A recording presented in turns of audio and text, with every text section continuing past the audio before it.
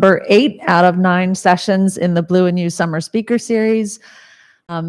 We're thrilled that you're here. Just some housekeeping things. If you haven't been here, there are restrooms down the hall to the right and left. We have some beers back here.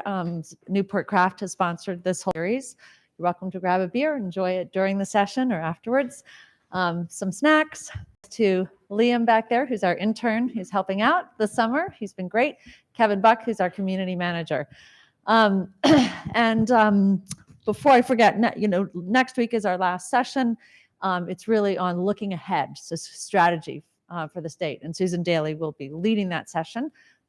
There she is, right here, Susan. Yay! And I also wanted to just let you know about there's a flyer on that table over here.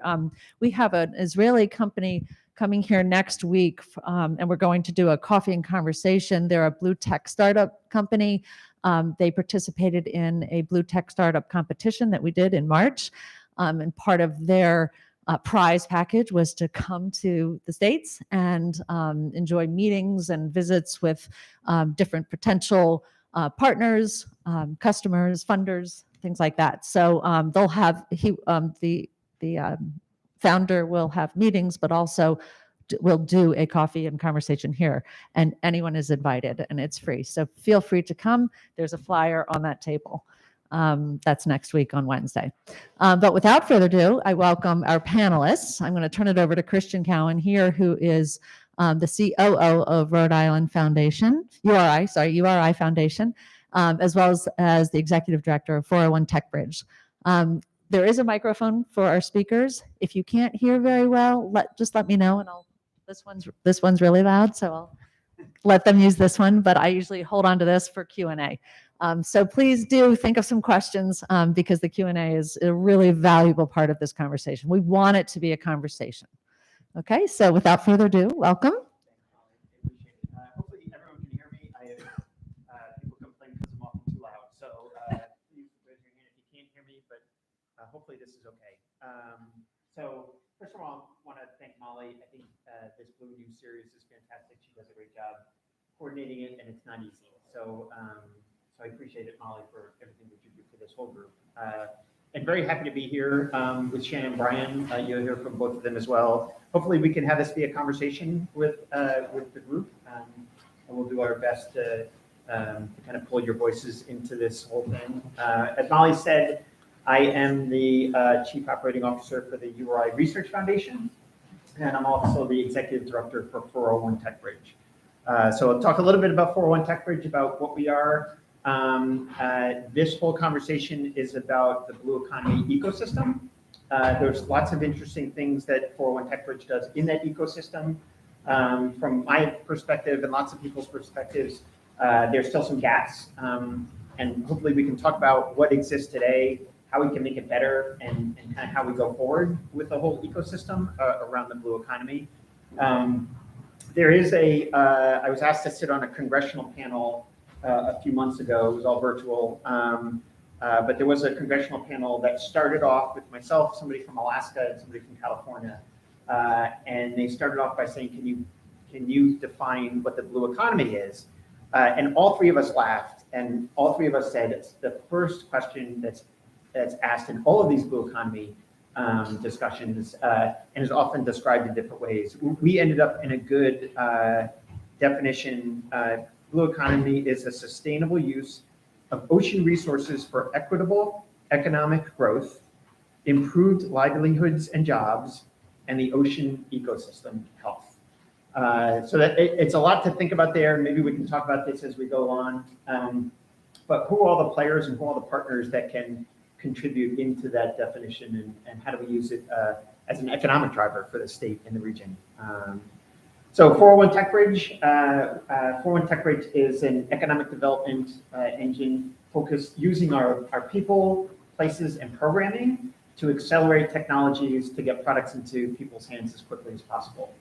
Senator Whitehouse first envisioned our center back about 4 or 5 years ago, and really encouraged us to build a center where we accelerate technologies.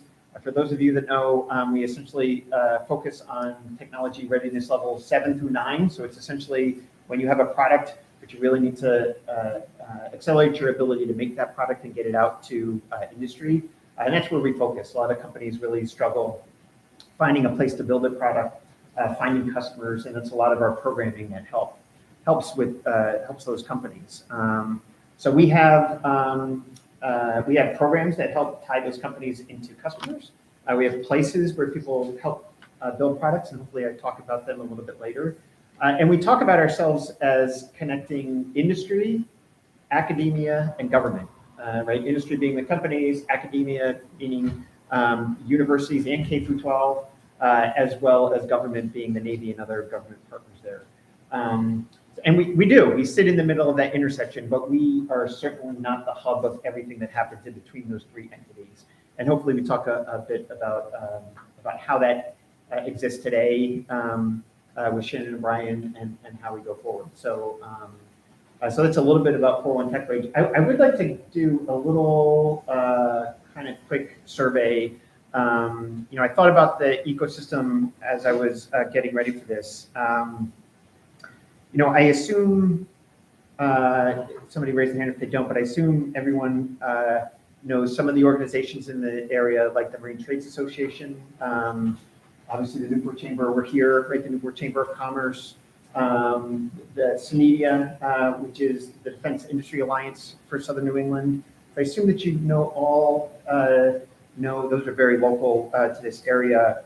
Does anybody know the Manufacturers Association here? Is anybody aware of them at least? The Manufacturers Association. How about the Composite Alliance of Rhode Island? Has anybody heard of that? Nope. How about the Textile Innovation Network? No, I'm getting no hands. This is something. The Rhode Island Hospitality Association? So, okay, good. I get a couple head nods and hands there. That's good. Okay, good. And they're fantastic. Dale Venturini is fantastic. How about the Van Buren Charitable Foundation? Okay, good. I hope that they're very local up in Island. And the Rhode Island Foundation? Okay, good. How about, does anybody know what RIHub? Okay, good. They've got an office here as well. How about, does anybody know what an innovation voucher is? Raise your hand for that one, because I'm curious. No, does Rhode Island has innovation vouchers? This is all interesting and good information for me. How about the Nelson Center for Entrepreneurship? Yeah, okay, that's good. They're up at Brown. There are cluster grants in the state of Rhode Island? Yeah, a couple. Okay, good. How about Real Jobs Rhode Island? This is a good one for me. Does anybody, raise your hand if you've heard of Real Jobs? 1, 2, or 3 of you. Okay, that's interesting. That is a workforce program here in the state of Rhode Island. So there are a lot of, I just thought, like, how do we find out, like, all of these? There's a lot of programs that I mentioned. Schools. I think a lot of you, obviously Johnson Wales, Roger Williams, URI, Brown, CCRI. Does everybody know IRIS? IRIS School for Technology and Trades, but not all of you. Huh? Does anybody never? Founding trustee. You're founding trustee of School of Technologies and Trades, IRIS. That's good. Thank you. Has anybody never heard of that before? Hopefully everybody has. Okay. Or how about the Westerly Education Center? Does anyone? Yep, a couple, maybe? Okay, well, hopefully you can learn more about that today. So there are a lot of part of my point of going through all of that is to kind of get your minds going around. There are a lot of different pieces of partners, academia, nonprofits, funders. There's all these different pieces in the state of Rhode Island, and a lot of people aren't even aware of them in general. And ideally, we can talk a little bit about today about how they all tie into the blue economy. What is the blue economy? How do they tie into the blue economy? How do we use it to kind of advance the state? So, so that's good. Hopefully, I got some of your minds going about some of the programs that are in the state. So I will turn it over, and hopefully Shannon and Brian can introduce themselves and their organizations, and then hopefully we can all have a conversation together. Sure. Hi. Some faces are familiar from the last session. Oh, sure. So I'm Brian Williams. I'm Chief of Staff at Roger Williams University, no relation. And my background and working at the university, just using that same word, there's an ecosystem for the majors, the programs, and the work that we're starting to do more and more related to ocean economies, related to all things blue. So more so than introducing myself, questions will come through. But across 8 schools of study at Roger Williams, there are aspects related to ocean, blue innovation and work that's happening at the university that I'll just touch on, and then love to answer questions about them that pique your interest. So first and foremost, our marine sciences programs. We run an active oyster bed on campus. So if you ever see Ferry Cliff oysters on any menus around us, that's us. We were the first school to be able to sell oysters commercially from our campus. We run a full upweller facility. We support a good number of the oyster farms on Narragansett Bay and Mount Hope Bay. And we're an active histology farm. So anytime someone has a growth on an oyster and don't know if it's edible for consumption, they're bringing it to our lab. We're doing the work at the micro and the biotech level and understanding how to refine that whole process. Beyond that, the Rhode Island State Coral, yes, we have one. We have faculty that do extensive coral research. They're studying plastics and microplastic impact on coral and doing extensive work in terms of the health of the bay. We just this year became home to the Narragansett Bay Estuary Program. So we're studying the health of the bay and doing that work out of that nonprofit arm that's now connected as the home for us. They are funded through the EPA.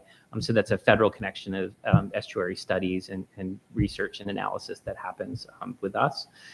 Across our law school, we have a Marine Affairs Institute. So within our law school, we have blue lawyers that are passionate about thinking about wind, offshore renewables, conflicts with that in fishing lanes, and understanding the legal issues that cut across the blue economy.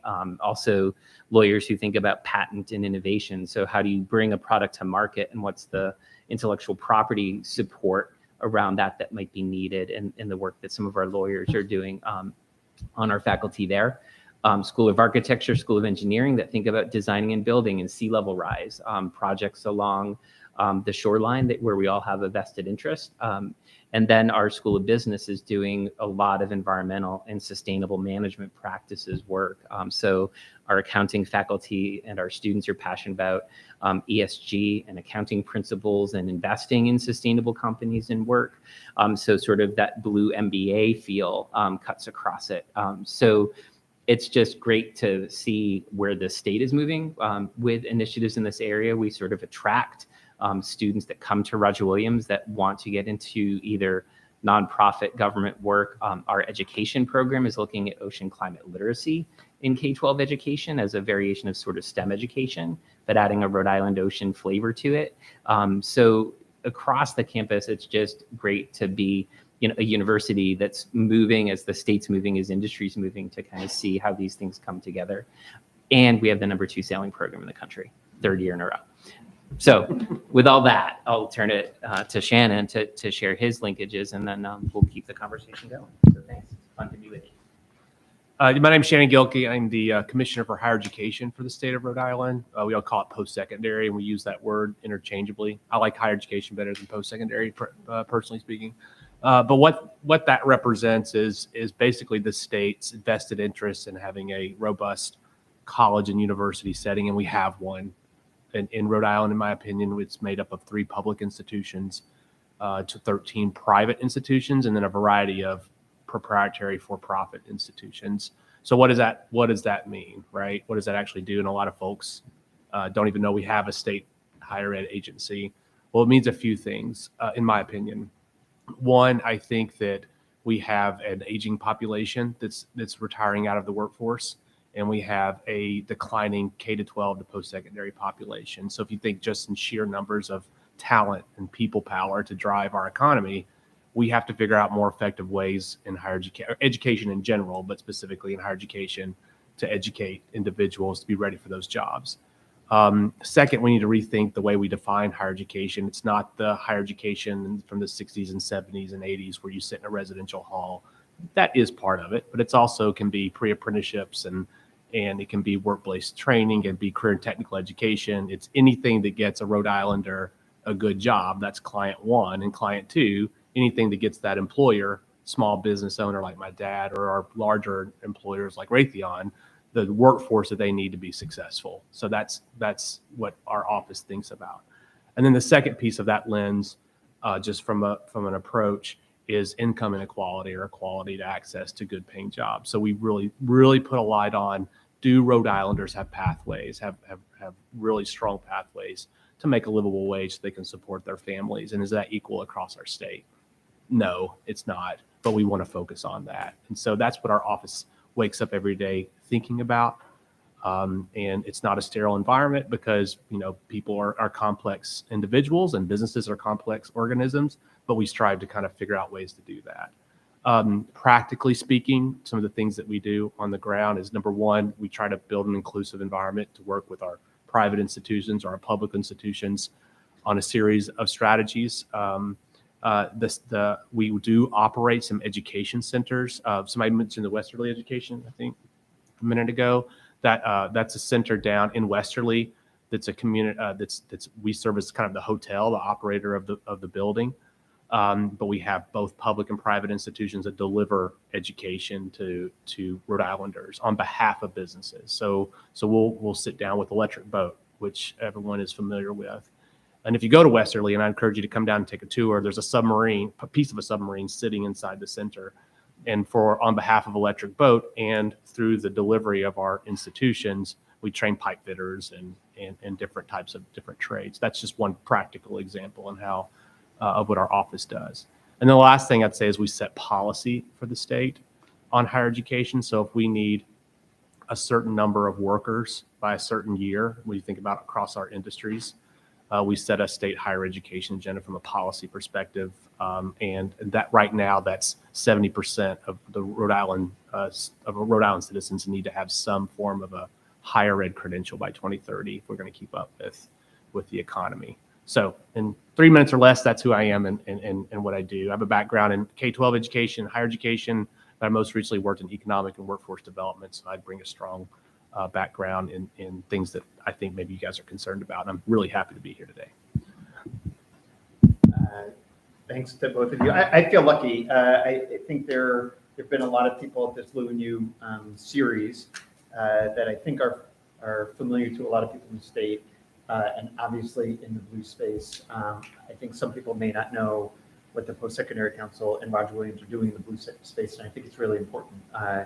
I've been down to, I'll echo Shannon's words, the Westerly Education Center is really cool. That's more my word than your word.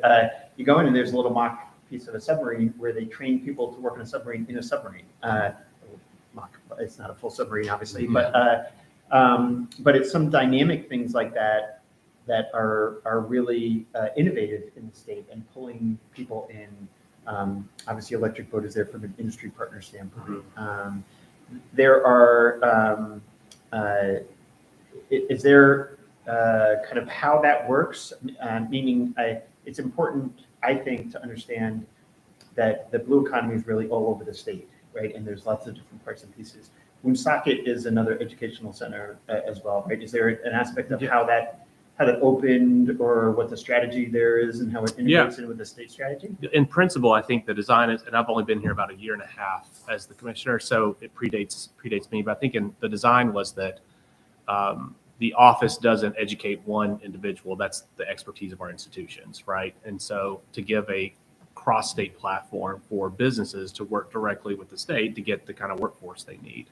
So it starts with a conversation with the employer, small, medium, or large, and it ends up being a contract with an MOU between the state and the employer. In this example, Electric Boat, we need, and I'll tell you, the military has it projected out, particularly with the Columbus class of submarines, how many they're going to need. I'm looking at Linda by 2030, 2040, and the numbers are kind of scary if you think about just fulfilling that one contract to deliver people power, talent. But it starts with a conversation with the employer, and then it backtracks to a relationship with the institutions to say, look, we've got so many of X, Y, and Z occupations that need to be filled. How do we design and invest in programs to deliver them? That's the hotel model, if you will. And then to make sure the institutions have the resources that they need from the employers or from the state and the state investment to deliver, because, training individuals to work on a submarine is costly when you think about giving them that real world experience inside a lab or at the actual facility to do that, whether it's pipe fitting or electricity or computer programming or whatever, what have you. So that's the idea. We're building a second one in Woonsocket because we knew the South was served really well by this model. And the northern region needs that same kind. So we're building a second one in Woonsocket, but the education delivery is left to the expertise of the institutions. And so how, there's been a lot of discussion, hopefully we talk about it a little bit more too, around how to bring underserved communities into the educational system in general, but also you mentioned pre-apprenticeship programs, certification programs. How could both of you talk a little bit about like efforts into underserved communities and how that's working? Yeah, and I think the key word you said is effort into the communities. Roger Williams has, in the past, we've taught high school dual enrollment credit out of the Westerly Education Center. So we've been in Westerly, and we're working, with Woonsocket and thinking, with those communities about paramedic and EMT training. So Roger Williams kind of moves in some nimble ways with our Providence campus. We have an electrician guild and an apprenticeship program. So we're looking at electrician, HVAC, carpentry. And so across different fields, if that's going to be best delivered in space on the Bristol campus, or, think how to get to Woonsocket, to Roger Williams, to Bristol, for coursework, finding partners in satellite locations. We have a campus in Providence, but Woonsocket is a good fit for a couple programs for that community.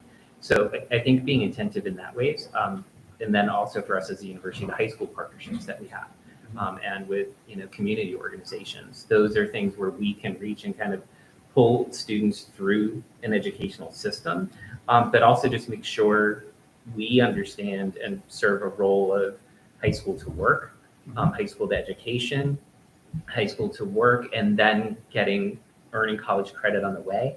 So there's lots of models we are playing with of where you can embed an associate's degree into your work experience, so truly learning on the job and then reflecting on that experience and having, work and competency-based education models. So those partnerships and then how we align that with these blue efforts is just, I think, where the next couple of places go, because to bring in and support wind farms, there's jobs across education levels that are going to need it. They're going to need master's degree in engineering students. You're going to need MBAs, human resource professionals, and then people to be on a boat to go out or go underwater and take care of cables, to building the turbines. So all of those things need to move together. The education system isn't creating that full talent pipeline. Industries won't move here, industries won't stay here, industries won't be successful. So it's a three-legged stool process that we really need to be mindful of. Gotcha. Yeah, it's so I didn't know, it was surprising to me, and I feel like I'm in the system a lot. Brian told me right before the session started that he's doing work down in the Westerly Education Center. I never knew that. It's an interesting system that's built with, sometimes little pockets of great activities that are a little bit unknown to the general population. So Pete Rumsey is in the back of the room, and he's leading the state's effort for the Blue Economy Technology Cluster, and is developing and defining something that we're calling the Smart Bay. How do you build an economic development and jobs programs around Narragansett Bay? So if well, I know that Pete can, build up this Blue Economy Technology Cluster and really build it as an active program. Do you see those blue jobs being connected, into the educational sisters and programming from Roger Williams? Is a similar model from what you just talked about? Yeah.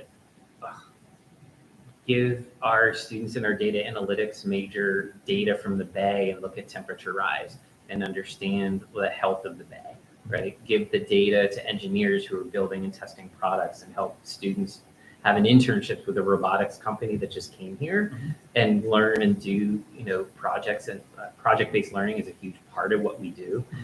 So, I think the stereotypical college engineering project is your senior year, you do the concrete canoe competitions, but what can we do underwater? And then that brings in Newark, as you mentioned earlier, and others. So there's so many places where college fits in. And I think getting a student who's good as an engineer, but doesn't know what type of company they want to work for, to expose them to ocean and, ocean engineering and all these other places.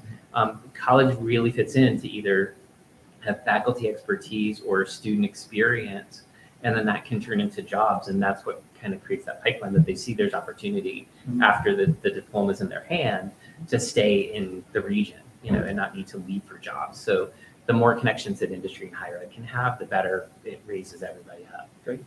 Yeah, I think when I hear a question like that, I think about ways to be really precise with the way we're deploying our institutions.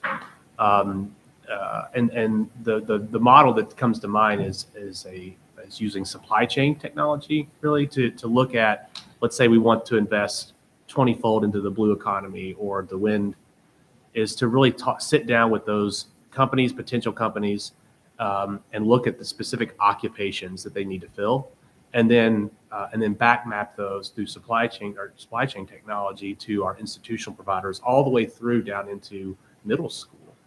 And the reason is because in middle school, you start doing early career exploration. And then in high school, you get access to career and technical programs that can be and should be aligned directly with the output of our higher ed institutions. And that allows for all types of creativity for us to make sure that a Rhode Island student has, and the Germans have really went to serious, because they start placing people in these paths early on.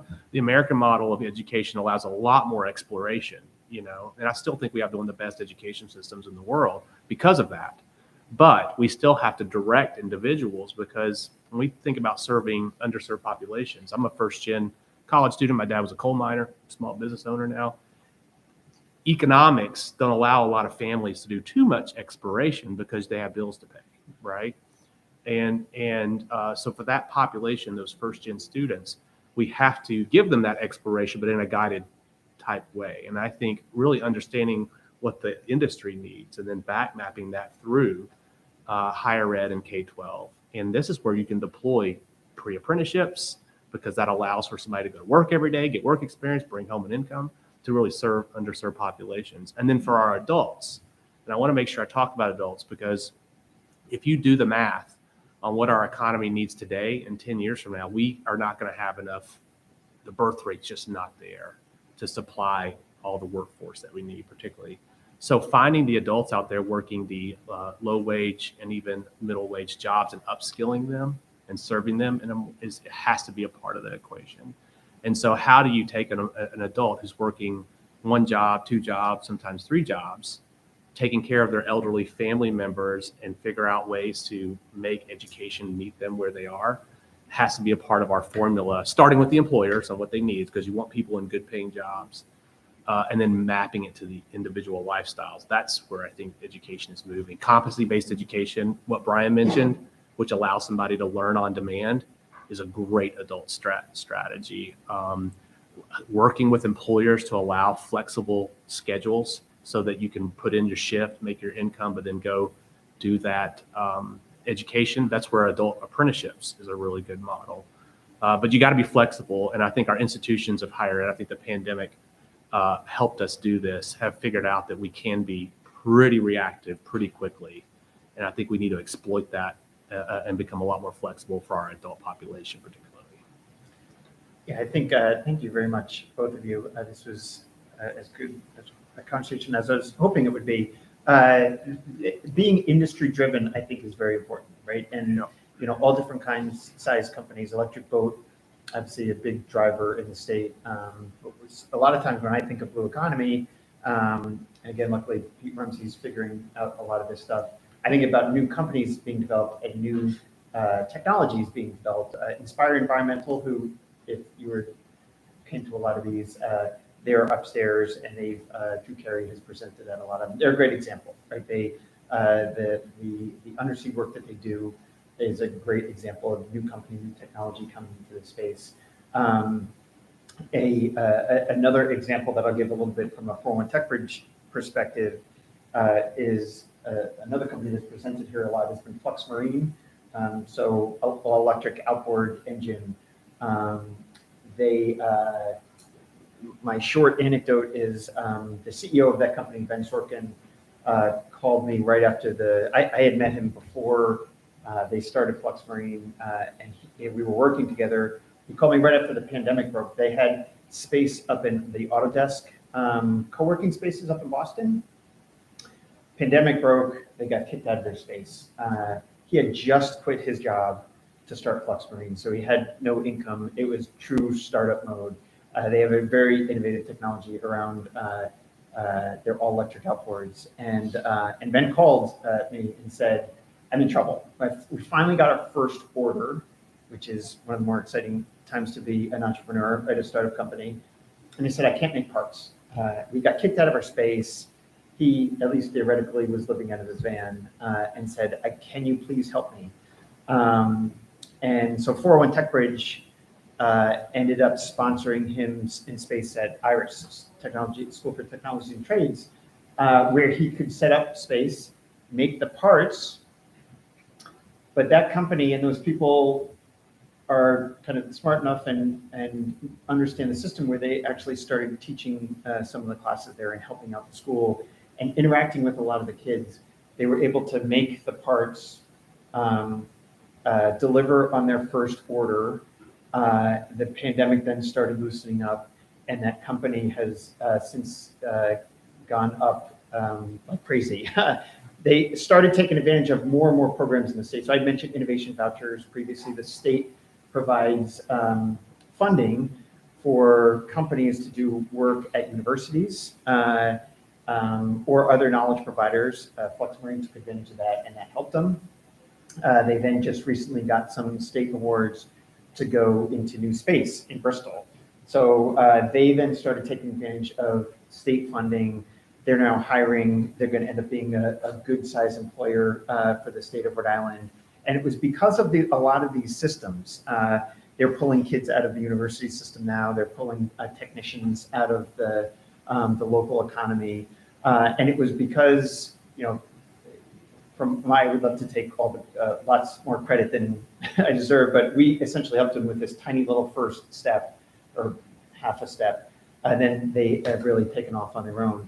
Great example of blue economy, taking advantage of, again, the geography of the state. They have really done stuff on the Bay. They have a place in East Greenwich and Bristol right now. But that ecosystem is important, right? The state helped out. 401 TechBridge helped out. IRIS helped out. URI helped out. They're pulling kids from Brown. It's this whole system that is kind of surrounding these companies that is, I think, critical if we think of a brand new industry building up the economy for the state. So I think a lot of those programs are here. A lot of the partners are here.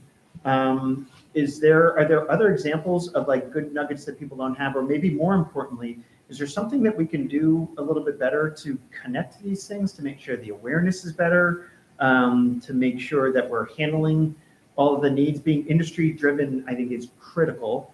But from either one of your perspectives, is there a way to make sure we're even more engaged and more interactive? I'll start with the state level.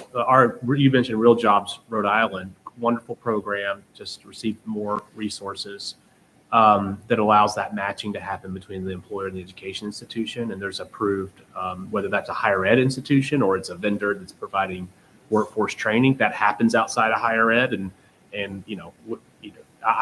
I'm biased. I want all students to have that path towards a credential. I think I have pretty good data that shows that's advantageous for them in the state. However, if it's a family trying to get a good job or an employee, like why would we get outside of that lane? It doesn't make good common sense. So Director Weldon, Matt Weldon, our director for Department of Labor and Training, they talk to employers all the time, small, medium, and large, on how to connect specifically through that program. I would start there, and because typically that if an employer comes to them with a workforce issue and it intersects with higher ed, we get a phone call, or it's a phone call, and we start trying to figure out which institution to plug them into. And it may be multiple, right? Because for healthcare, there might be multiple programs. So I would start at the state level. And then the other thing is, I've realized the last several years, and I don't think it'll happen in the long term, is that we have an abundance of resources right now at the state and the federal level going into workforce, more than I've seen in the last 15 years that have coming in. Part of that's been driven obviously by the pandemic. That won't always be the case. There will be lean years again. And so it may not be that I have exclusive pots of money at the state level, or our Department of Labor, but we can braid resources. And this Rhode Island government, I think, is very interconnected at the state level. And so I would not hesitate to reach out, and you will probably get a response back. And it will probably, hey, how can we help you figure this out? Our office assigned, and her name's Amy Grabowski, an assistant commissioner for workforce. It was because we believe so much in that intersection between the work that our colleges and universities do and the state workforce agenda. And because that's a shared goal. That's not just a private good where companies get workers. Our state has to have that workforce to be successful, and we know that it's dependent on higher ed working together. So we're here to support the state, which is why I think venues like this is so important. And I'll let Brian talk about how the institution approaches it. Yeah, for me, I think the conversations that we're having are exciting to me because they're regional conversations, not institutional conversations, right? And if you look across the country or the world, you say Silicon Valley, it has a regional identity. The 128 Beltway came about because of MIT and Harvard and industry and military and state incentives to kind of all move the tech corridor in Massachusetts, Research Triangle in North Carolina. Pay attention to Singapore, Malaysia, and other places that are all in with 3D printing. Like if you want to do 3D printing, you should be there right now. Mm-hmm. So for us to say it's Rhode Island, we are called the Ocean State. I think we have a little bit of stake in, all things aquaculture, marine. Come here if you're wanting to innovate. And when we all then move together, there's real estate incentives, there's housing availability, there's tax incentives for the company, there's the support, there's the education pipeline, because why move to an area if you are trying to grow a company and hire 50 employees, you don't have the right employees. So the reverse mapping that Shannon talked about before matters, right? So you can't do something regionally if all the pieces aren't talking to each other. So when you ask what's the missing ingredients, it's these convenings that we're doing over the year and a half of starting to think blue tech and blue innovation and the blue economy work in the state. Roger Williams has been in conversations with people we haven't before. And I think on each side of the table is I had no idea. We have graduates that would be amazing for your company. It's I had no idea you were teaching that, right? So getting through that is the key to then seeing how you can move together, and then letting other people see that outside of the region is then that next step. So the, being loud with a megaphone about this regional identity more, because there are lots of regional blue economy efforts across the country and the world as well. Ours is very distinct, has a very Rhode Island texture to it, different than Nova Scotia and Halifax, different than Vietnam or Malaysia or what Northern Ireland is doing with blue economy. So many countries and cities are near the water, but we bring things together in a way that they don't or can't. So that's what's exciting to it. Yeah, the only thing I was at on the other side of the equation, the people, we also have programs and services that are trying to drive them to either the blue economy or the red economy, whatever, healthcare economy, and it's things like wraparound services. We have a program right now that if you're a Rhode Islander and you need education and training, we'll pay up to $5,000 for gas cards, for mental health counseling, for transportation, childcare, because we know that sometimes the individual can't get that workforce training for the blue economy because they have a child to take care of, or because they have some dental work that they put off. We paid for dental work. So on the other side of this equation, trying to match good people with good jobs, we're trying to help support that mechanism too. And if that's working or we need more of that, we need to hear from employers, and because that helps us advocate for more resources, which we're all trying to do. So know that there's another piece of this that I think we're trying to match to the whatever piece of the economy we're trying to solve for when it comes to workforce issues. Yeah, there is a state economic development plan called Rhode Island Innovates 2.0. There was a 1.0 also. And one of the strong messages about that plan is essentially, you call yourselves the ocean state, you should leverage the ocean, right? And we have this incredible geographic nature that really ties a lot of these natural resources together and gives us an opportunity, right? Gives us an opportunity as a state. I am tied into some national programs, and I deal with people from other states often. And every time I talk to them, they're like, boy, you really are lucky in Rhode Island. How did you get a meeting with your senator? And I'm like, my gosh, our senators are incredibly supportive. They come out to every event. And so our size, and by the way, our senators are incredibly supportive down in DC for all these efforts. So our size is a huge positive note from us from a state and capability to pull more federal money in, as long as we craft it the right way and really tie all those initiatives together. On a lower level too, and maybe David can talk a little bit. I know David's a big Bristol fan. It's important for us to really do, like you said, Shannon, have these conversations and really discuss what's going on at a state level with the local community. And I know Bristol's doing a lot as well in the blue economy. I don't know if you want to say a couple words as well before we start getting into a Q&A session.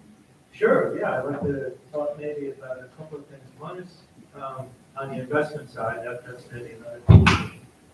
But, so we looked around and realized there was a need for blue tech startups to be able to build, test, demo, produce devices that operate in a marine environment.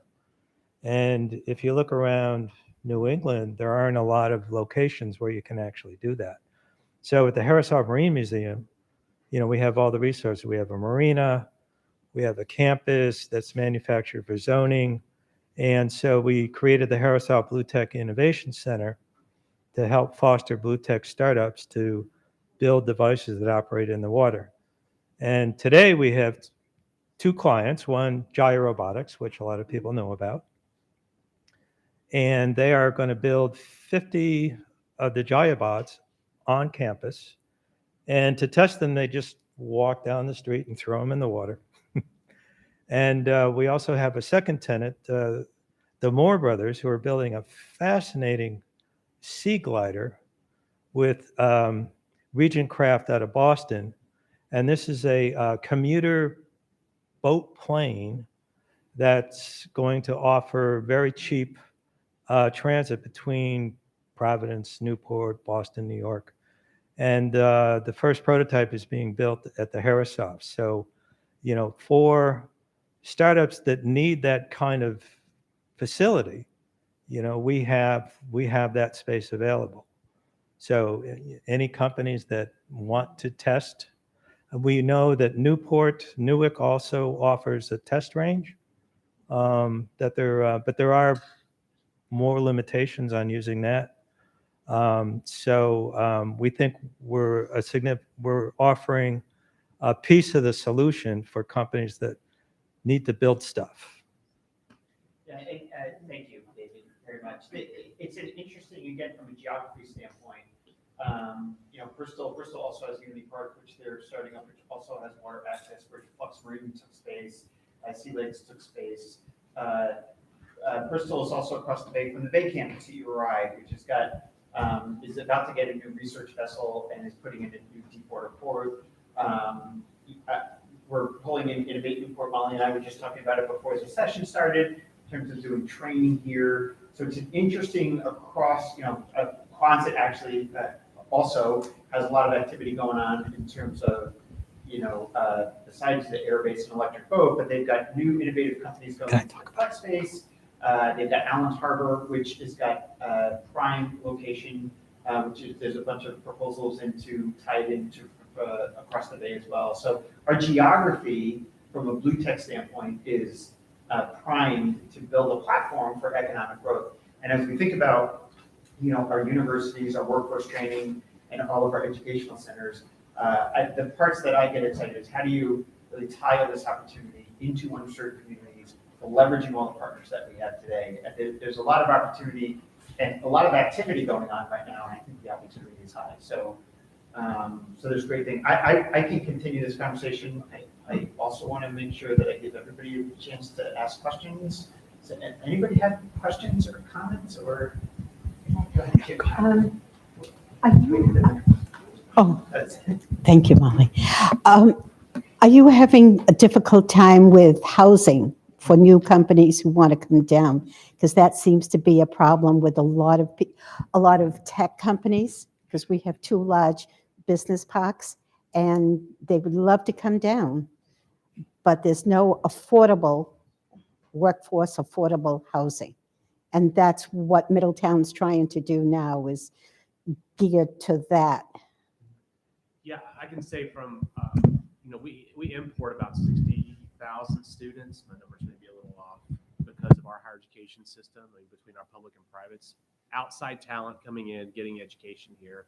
And we always ask the question, do they stay here or not, right? Housing is one of those issues that we have to really understand, because it helps us when you have a declining just talent pipelines, when you have a declining population and we're importing brain power, how do you keep them here? And so when I think about housing, I think 2 lenses. One, are housing insecurities causing people not to go get further education because they're just barely having housing insecurity? And 2, if we're importing talent, is housing a barrier from keeping that talent here? And so, yes, housing is, the governor just has they had a huge investment in housing in this state in this legislative session, and has just appointed the first secretary of housing. And we don't have a housing strategic plan for Rhode Island, affordable housing plan. And the new secretary, Josh Saul, is working on that right now. And in higher ed, it is a prominent issue for the state. Sample of 4 of my neighbors, so not really a Roger Williams academic study, but there are people that with the pandemic that can now work remote or moving to Rhode Island for quality of life and then not working here. Right. So that other aspect of housing is a real key thing. It's a great place to live, but that's going to have an impact at some point when the housing stock is small. And if someone with a Boston salary moves to Rhode Island, that's boxing out a company from having places for their employers and their employees to move and bring talent in. So to have a secretary of housing, to have policy and understanding how many people live in Rhode Island but don't work in Rhode Island, that type of a regional understanding when you're trying to grow really matters. We do that on a college campus all the time. We're trying to grow enrollment, but we would need to build a residence hall in order to grow that certain type of sector on our campus, or we need to create online programs instead, right? So the world that I live in is a little different, but those state issues are going to matter when we're saying, hey, businesses come here. And it's why? You don't have the workforce pipeline I need, and I need to hire people, and they're going to need to live a half an hour away. They can't. So we all need, it's a great example of how everything needs to move together. Right. So Yeah. we need, town councils or city councils to really work on this, because they're the ones who approve any type of Yeah. workforce. Yeah, construction for housing. It's a big system, and to repeat what Shannon had said before too, I do feel like the state administration is listening. The governor did a 2030 plan where he went out and did a bunch of listening sessions across the state, and housing was certainly, I went to most of them. Housing was prominent in all of them, and to that listening point, he put in his plan, he's named the first housing secretary. So to Shannon's point earlier, if you go to the right State Department or the governor's office, they're certainly supportive of listening to everything and doing their best to address it. It's one of those issues that touches every industry, right? It touches your ability to get an education, to find a job, to keep a job, to take care of your healthcare, right? These are just core Maslow's theory, basic needs, like your basic needs, housing, healthcare, food, insecurity, and it touches everything's ability. So. Yeah. Only in these 2 years, the price of the housing is amazing. So we are talking about a regular house, for a family middle income, and we are talking about 1 million. Right. That is what it costs a house here in Newport. How workers from other states or internationally that they want to come here to expand in new blue technology, and then how they can find a house to live here. That is a really big problem that you mentioned. So it need to be everything coordinated. If not, it's not working. You can have the blue technology and you can have to all the innovation and the research, but there are other fundamental things that are not alienated for for that. Yeah, to repeat something that Brian had said earlier too, many people in the state, many organizations in the state are trying to make sure that they help underserved communities get into this. So many open jobs in the state right now. So how do we do our best to connect those underserved communities into those jobs? It's hard. And anyone that kind of waves their hand and says, we're just going to connect them, has never worked in that environment before. And going into those communities and connecting with those people is the best way to do it for sure. It's also very hard. Unfortunately, we've done a lot of learning. I struggle looking like I do and talking like I do, going into those communities and connecting with those people. And that connection, that personal touch, the personal understanding of that community, the people, what they're going through is important. So there are community-based organizations that are really trying to help universities, programs, the state really connect with those underserved communities and pull people into those jobs, because that will help from where they live and connecting them to the jobs. From a blue economy standpoint, there are people in, Susan Daly has said this to me often, and Brian Darcy runs the Marine Trades Association here, right? And there are people in Newport that have never been to the water, much less Central Falls and Pawtucket and Woonsocket, right? And if you look at a map of the state, the Narragansett Bay is most of our state. So to think that those people have never touched the water, so there are lots of programs that are trying to fix that, and Marine Trades does a great K-12 program where they introduce kids. But how do we go make it bigger, and how do we connect into those communities? It's difficult, and many of us are trying to get better and better, and better educate ourselves in terms of how to connect to those communities. So,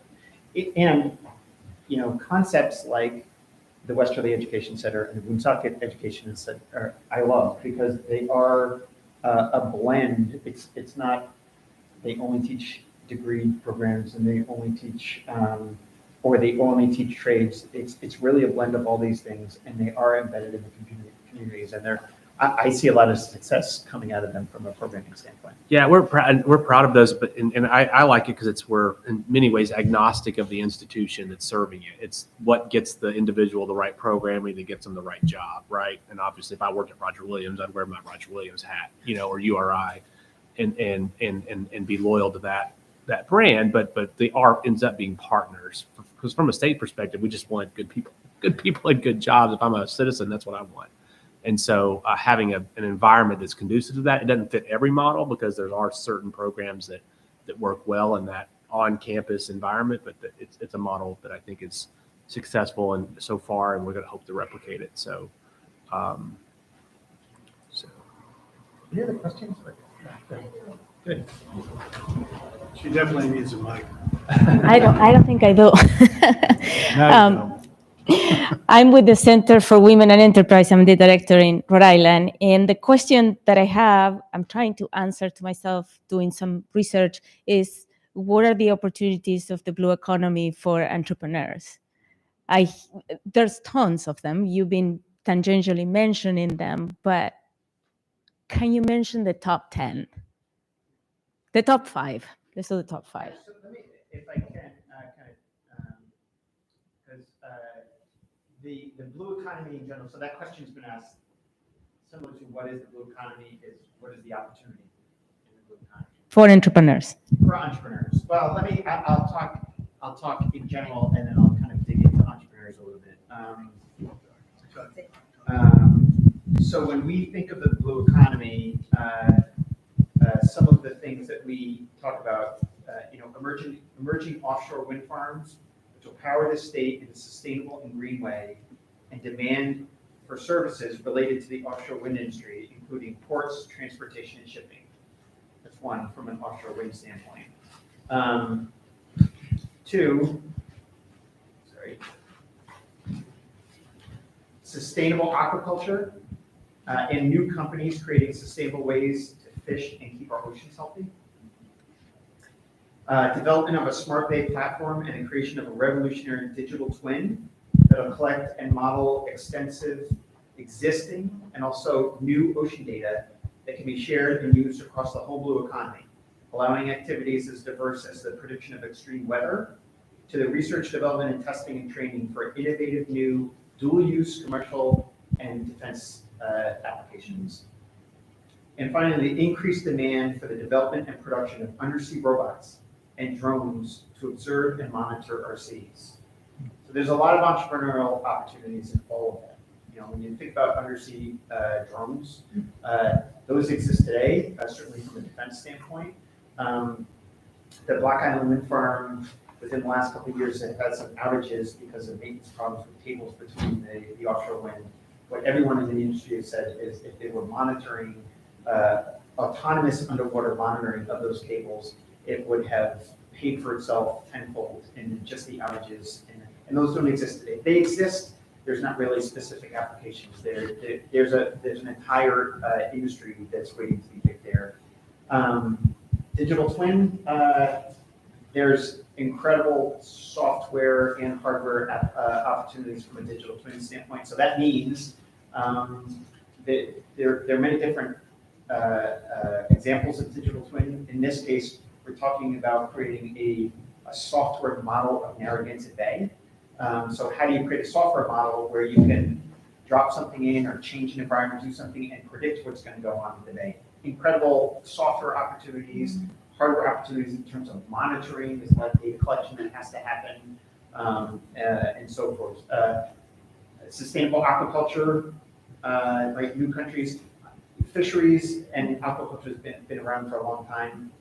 There's tremendous technology, learning, and science that have happened over the last 10, 20 years that is really pushing things forward. Perry Russell down in the Matuna Cloister Bar is creating a new, very cooperative aquaculture program down at the Matunic, in the Matunic area. And the first one was, offshore wind.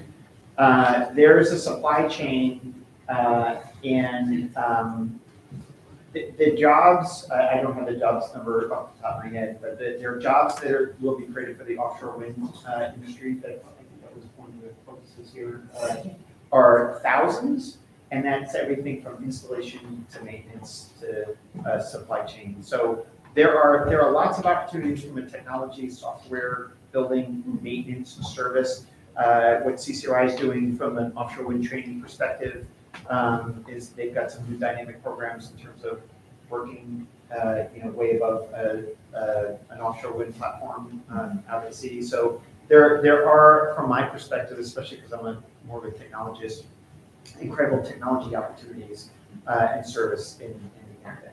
I see Pete Rumsey stalking around back there. Do you have anything to add to it from a? No, I think by the way, when the Forestnet folks were here, they identified there are 122 different job categories for offshore wind that they see in their industry.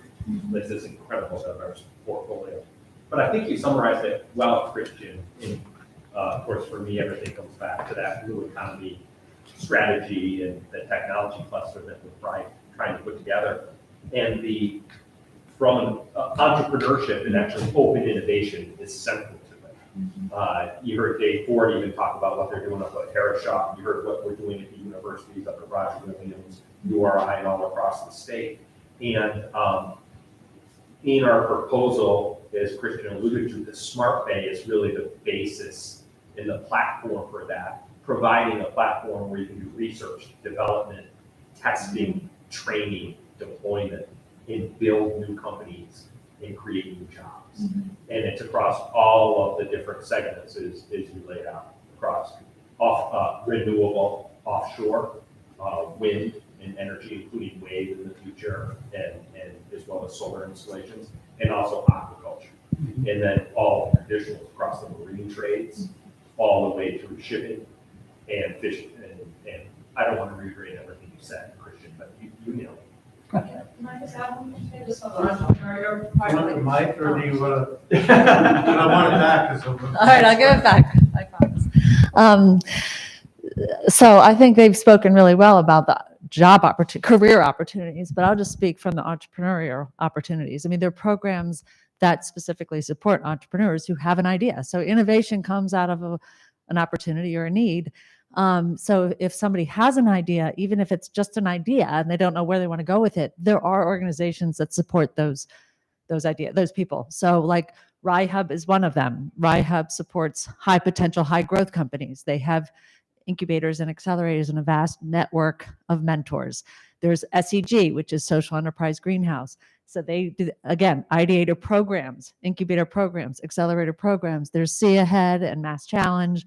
So they're those I think are really exciting because at whatever stage you're in with your idea, you have support that's weeks long and maybe never ending. I mean, when you go through those programs, you still have access to support after they end.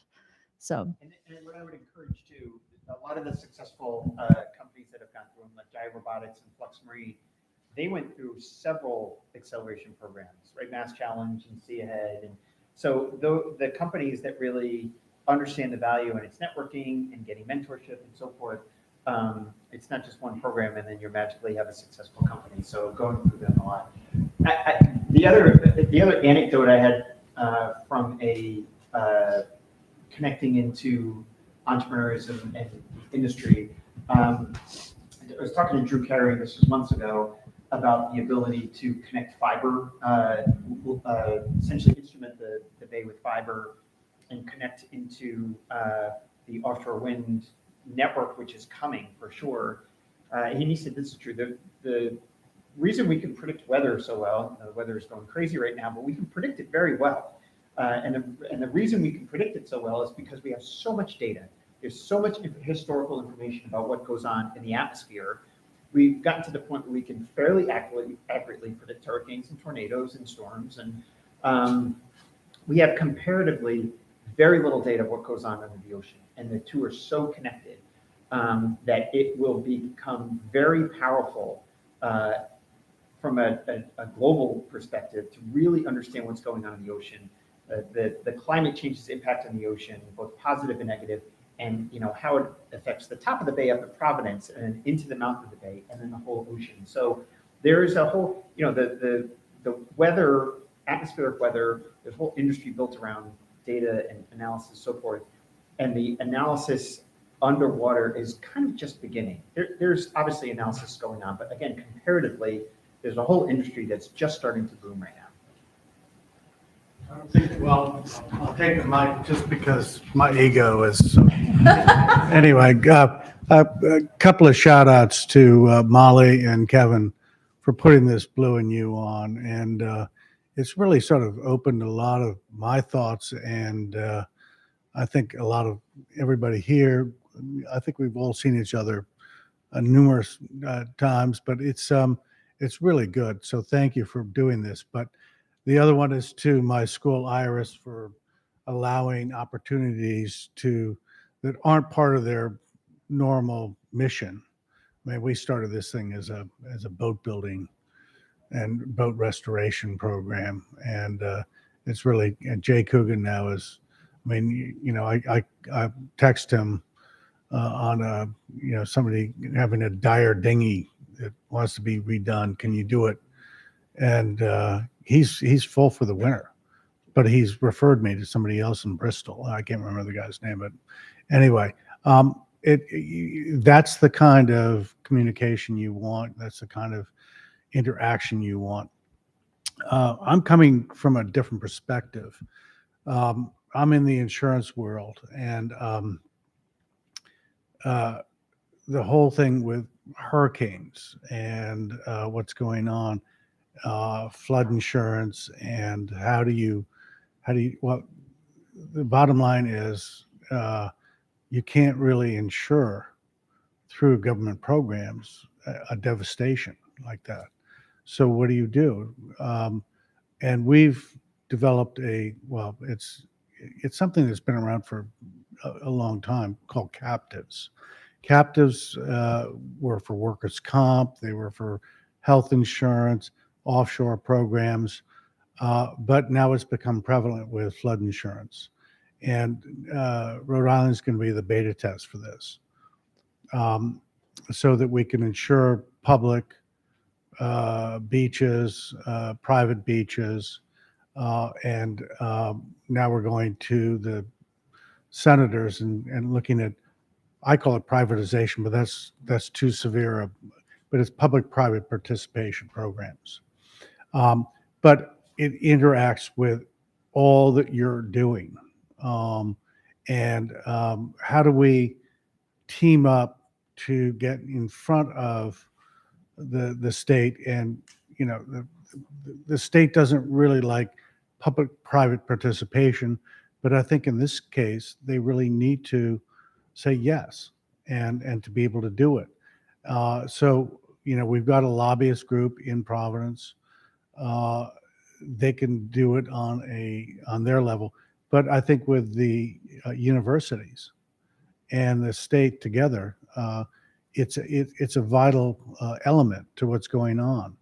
You know, not only the beaches, but the ponds that are all infiltrated with, you know, high toxicity. It's a really very important issue. And I just want to get your reactions to how we can do this, or comments or suggestions.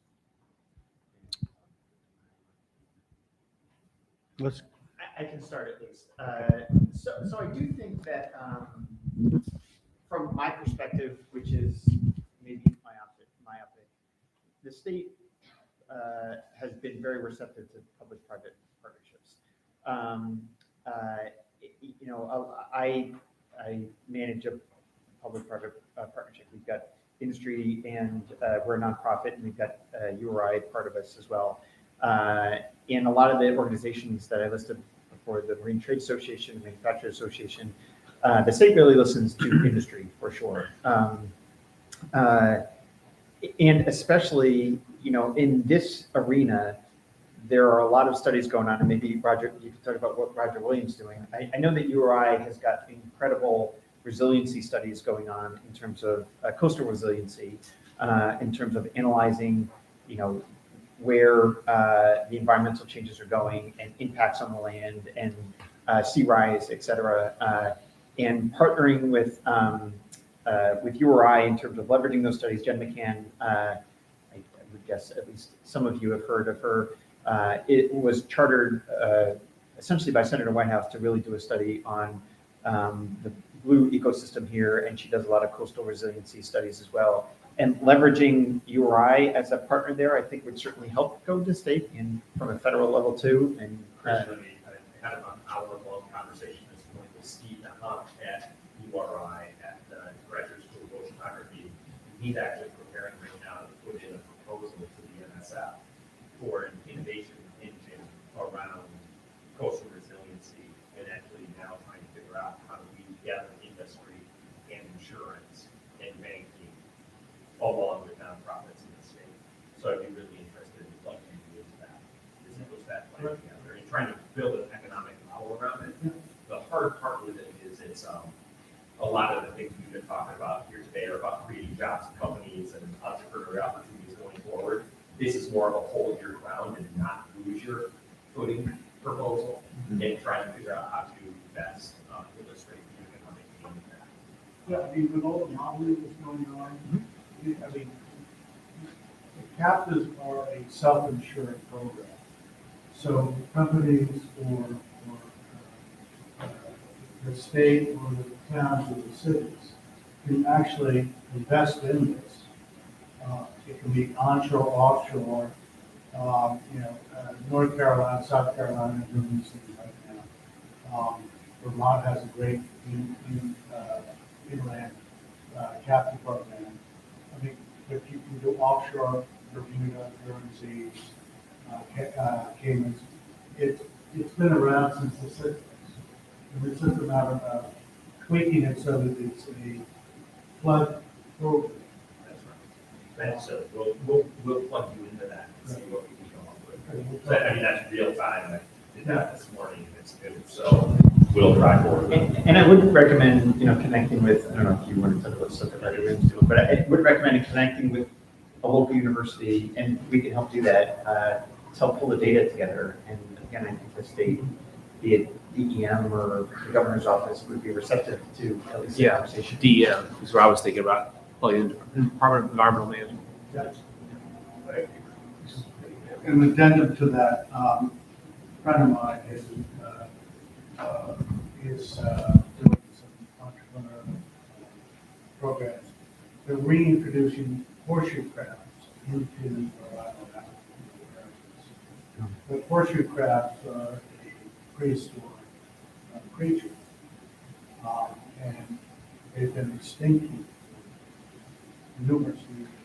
But as a kid, I remember them being around and over here, and they're farming them now. They're not the size of a quarter, but they're going. But these horseshoe crabs are great for medical purposes, immunization, with COVID and things like that. So all of their programs. But this is the stuff that Rhode Island's all about now, is being innovative. These great ocean programs. And yes, we are the ocean state. We should be proud of that. But yeah, let's take grasp of every aspect that we can. I mean, modeling on hurricanes and things like that. This is something we can pass on to other states along the East Coast. I mean, it's just, I'm really proud of what you guys are doing and what the state is doing. But let's keep the momentum going. Yes. Christian, we've talked a lot about business and industry and the technology that's being developed. Can you also spend some time talking about developed technology in our universities as well as our federal lab and the benefits to entrepreneurs and small business within the blue economy? So, in general, all of our universities in the state are super supportive of entrepreneurs. How do we leverage the equipment and facilities at our universities to help small businesses grow? That has happened in the past in a moderate level. A hurdle in the past has always been the universities, because of the way they're structured, have to charge people to use the equipment. The big reason the state introduced the innovation vouchers. Those innovation vouchers then pay the universities. So a small company like Jaya or Flux Marine or Nautilus Defense, which is another great blue tech company here in Rhode Island, they can go into Brown Labs, Roger Williams, URI, and leverage their faculty, leverage their equipment for free to the cost of the company. The state sponsors it. And that really it's been very well received and very impactful for those small companies to get them over a hump to be able to leverage that equipment a little bit better.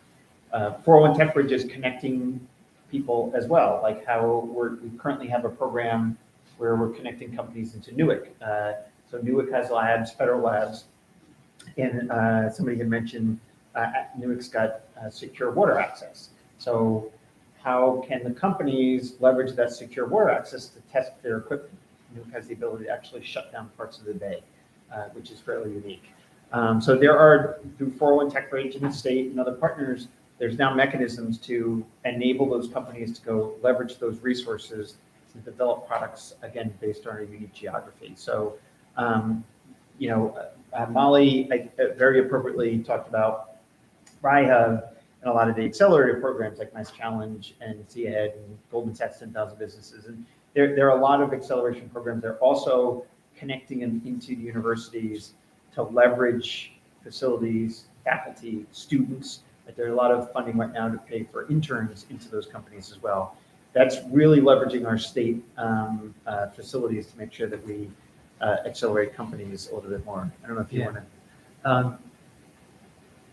Say maybe 20-25% of the faculty at Roger Williams are industry aligned in their work, how they think about the majors and the pipeline they do.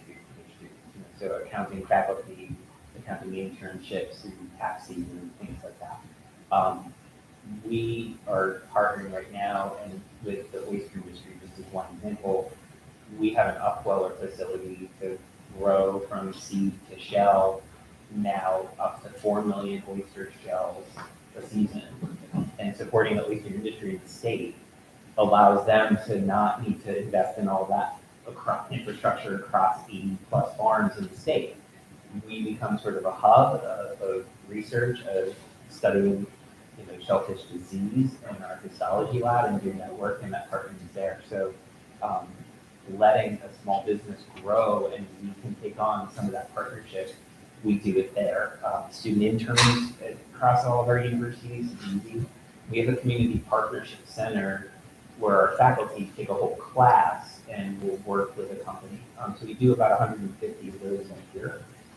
And that can be a small company that's like, we need a website. Like, we're too busy ideating and building a product, but we need a website. So work with a marketing and graphic design class, and they'll pitch a couple ideas and do a project, or engineers will help say, this part needs to connect to this part as cheaply as possible. Hey, students, create something for us, right? So project-based classes and partnerships can help small business, large business in some really exciting ways. And we have that structure at the university through like partnership centers to say like what's the right type of company to work with. We have a specialty in our math major of models and we have a models and simulation major now. So give them data about hurricanes and patterns, and might create an algorithm and do different things. The biotech side of biology and chemistry with us. So I think those connections are there, and from places that can offer space to this is something we're trying to do and our company can't do it yet because we're starting to grow.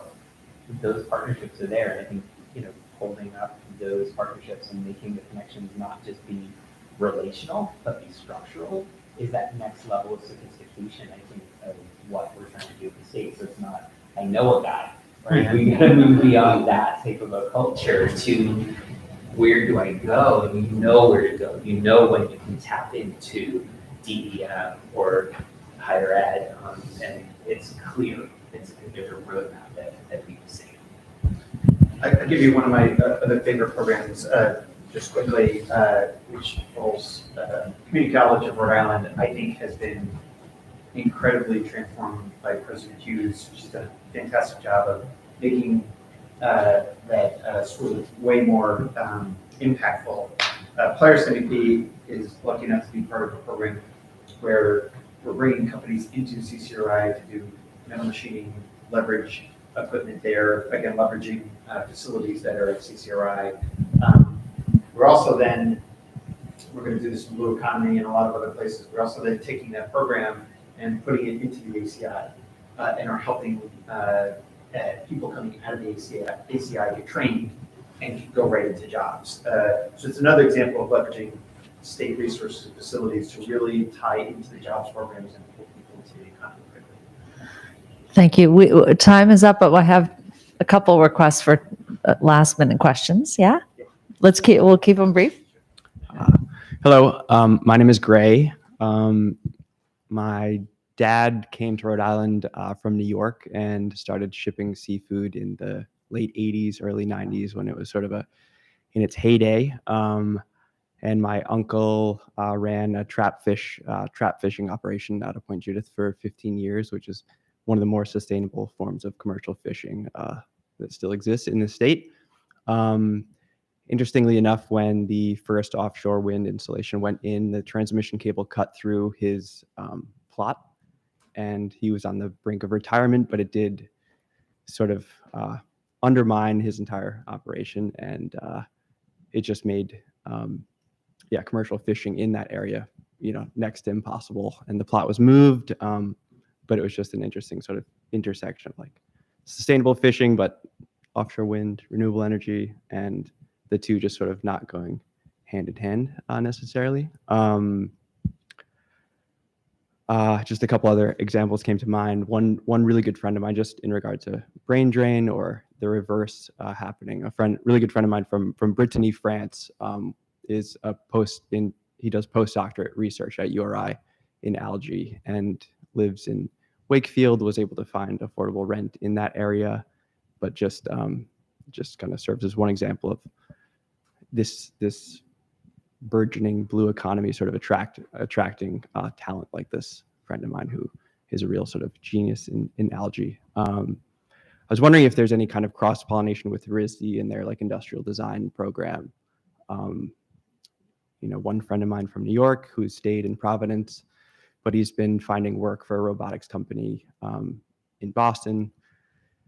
But I don't think he is aware at all of the blue economy, and he did industrial design at RISD. And I'm just wondering, I feel like there could be a lot there, and there is so much talent there. Just a few observations. Yeah, it's like how do you create an ecosystem where you allow multiple universities to work? I mean, it happens, I think, organically a lot, probably strategically, much more than I'm aware of. But I hear the comment on it. I think it's questions and then strategies like that allow Rhode Island or even New England as a region, because we need to work as a region to really compete with the South or the West in a more robust way. And the only answer I could have from a higher educator is that our whole model of higher education was built on independent institution by institution, and it's like moving the Titanic with little Evinrude engines, on one side rather than a big rudder to steer this ship.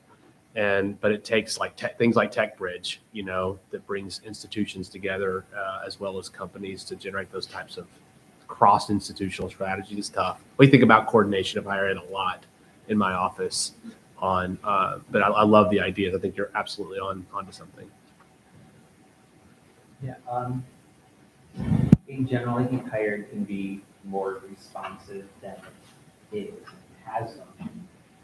And part of that, I keep hitting the hat can be, before Roger Williams, I was in Cleveland for 11 years, and there were healthcare communities with higher ed. So you're listening to the Cleveland Clinic, you're listening to the things that are built around a healthcare identity, trying to come out of Rust Belt perceptions. And it was Cleveland went all in health, all things health, and cover my meds use in healthcare, IT, and cybersecurity for protecting medical records. And colleges started, creating healthcare IT internships for medical records out of the community colleges.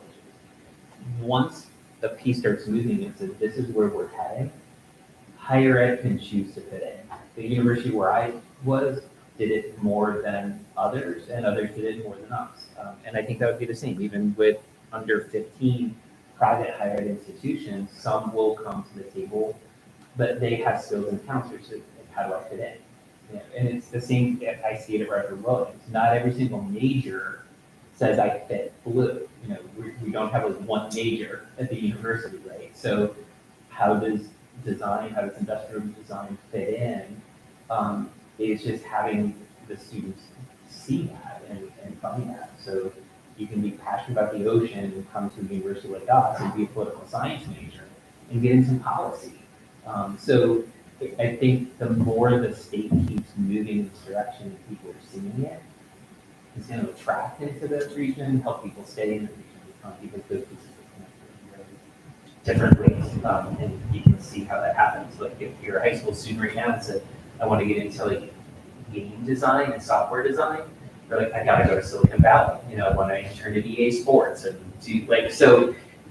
That's the vision of what we want Rhode Island to be. I don't know what I want. I want to innovate and do stuff to save the oceans. You should go to school in Rhode Island, right? If we do it right, that's the identity that we start to push that breaks through anything that's shared. Last question, then we have to. Well, I'll just make a point because I've been here a bunch. Nice to see you again, Shannon. So I think I've mentioned many times I'm new here from Austin, Texas, and I would just suggest people go look at tunie.org, tunie.org.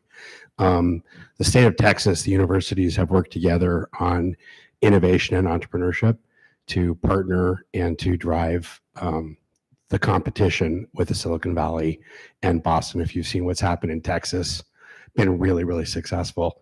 I think there's an opportunity here. I think Pete's already taken a lead in some of the coordination that he's done. I know RI Hub is working hard at that, but there is models that work really well.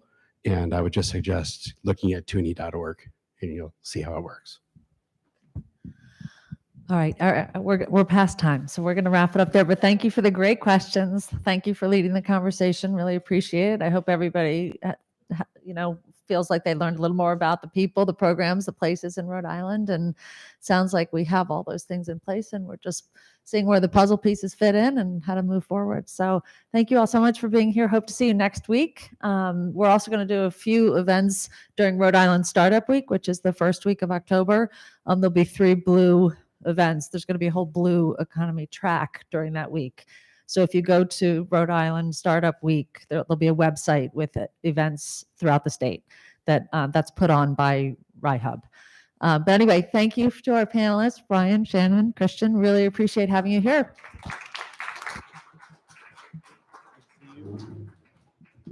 Thanks a lot. Yeah. Absolutely. Anytime. Good to listen to you speak.